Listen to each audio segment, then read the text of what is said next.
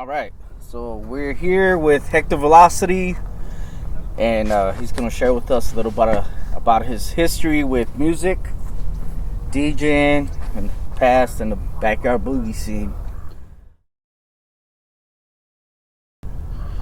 Family. I had an uncle. My aunt married this guy. He was a mobile DJ, and so I wanted to be a part of that. He had equipment. He had a lot of records. I wanted to always dig into them. I was real curious. He was a mobile DJ that they loved all that high energy disco, old school stuff. And I was all into that stuff too. But also at the same time, I loved rap music. That was a big thing to me. Really loved rap music. That was always the thing, hip hop. But I wanted to scratch on his turntables, and he didn't want that. He wanted to play only disco music. And when I found like a hip hop record in his crates, I was like, oh, let me cut it up. He's like, oh, no. He was like, I'm gonna fuck your shit up. And so I was destined to, I need my own turntables. It was how it was. But that's pretty much how I got hooked, was family. Yeah. My aunt used to be a disco dancer. New wave music, disco, always in my house, always. My mom used to sing in a band. Just always music around me. You know what I'm saying? So it was just like no way that music wasn't gonna be in my system. I mean, my son is in a band, so it's all in the family, So yeah, this is how it is, I started DJing like I believe I got my top set when I went out and bought it. I remember I was like in eighth grade. Got a job at the North Hollywood pool. And, my mom wanted to buy it for me. My dad wanted to buy it for me. Like, nah, too much money. They didn't want to buy it. So I just got one of those summer youth employment jobs. And I just, worked all summer. And that's when I used to live with my parents. And then once I got my turntables on, I was out. Like, I had my own stuff, and I just wanted to do my own thing.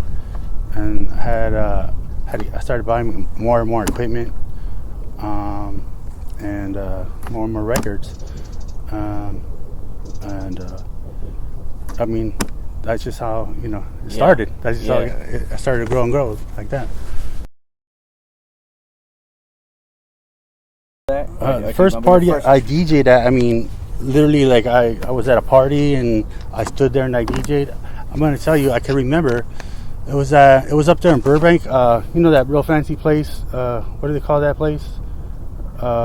It's called man, I can't even tell you for the life of me what it's called, but it's real up there on the mountain.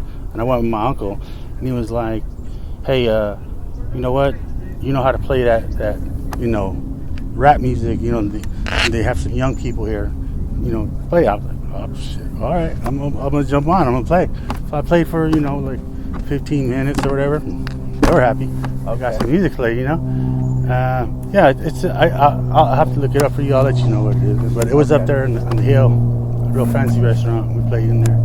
That was the first time I played at a party like that. Okay. And I was like all nervous, like, oh, okay. Yeah. From there, how did you get introduced to the backyard boogie scene? The backyard boogie scene. Well, by that time, I was living like I was already living on my own. I was like 17, living on my own, and I kind of wasn't really attending school as much as I should, and then I just kind of saw it as, oh, everybody's having a good time. This is cool, I like it. Everybody had their crews, and I was like, wow, hey, I got equipment.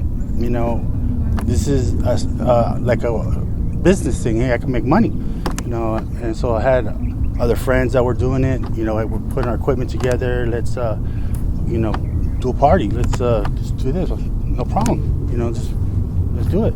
So it was just I didn't have to be on the flyer or whatever, but it was more money thing for me. I didn't really care about anything else. It's just, hey, listen, I'm gonna lend to my boy. We'll do just kick me some funds, and pretty much that was what it was. Yeah. And and then I'll be DJing. For that, at that time, it was like the Too Bad Mice, the drum and bass kind of stuff, and techno and hard house, all that stuff. And I loved all that stuff. This is what I love. Even though back, what I really liked to hear was like rap and hip hop, and that was all. So I'm like transitioning from listening to like Too Short and all that stuff to getting into, oh damn, I'm listening to now this house and techno, and it's like but I still love listening to my Too Short and all this other stuff, but damn, this is badass. I'm going to warehouse raves and just shit like that. So it was dope. I liked it, and it was like a little hustle on the side. I saw ways to make money and still have fun. So that's kind of what we did back then. Everybody had a little part in it and still had fun.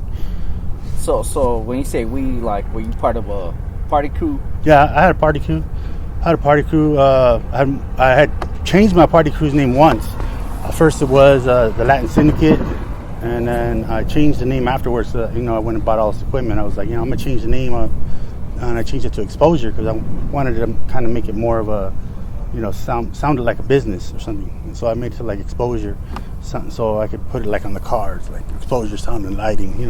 Back then, but you had these places like Ultimate Sound and Lighting. You had Master Splinter. You had everybody doing it.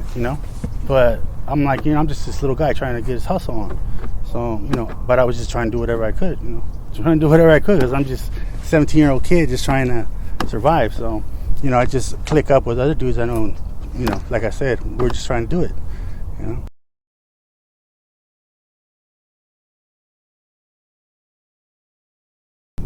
I was introduced to this one guy one time, really good DJ, friend of mine, and he introduced me and he gave me this mixtape, and it was just straight some of the best house music I ever heard. And I was like, this is what I need to be playing.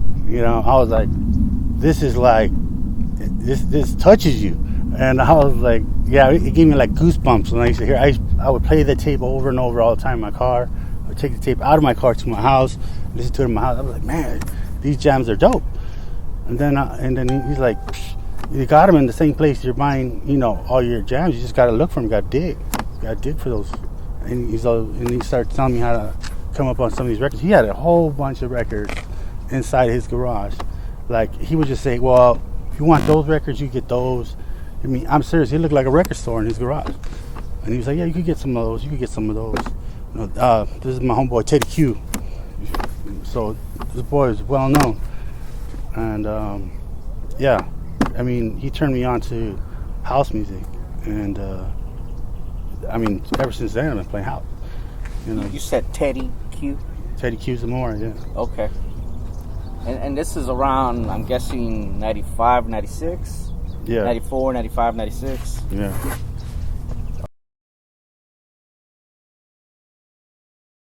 How do you spend your time with music now? Now, I spend a lot of time finding music. I spend a lot of time finding music, and different types of music too. And I'm working on making music. And you have a show, right? Yes, I have a show every Wednesday, All Group House, the Vibe Mix Show. That's what I'm doing. If anybody wants to go to it or find it, what's the easiest way to find it? You could go to thevibemixshow.com on allgroovehouseradio.com.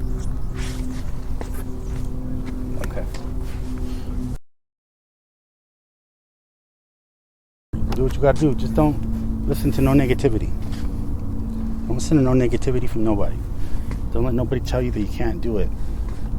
Don't let nobody tell you that you're no good. Don't let no one tell you that, you're only going to do it for, today or a couple of weeks.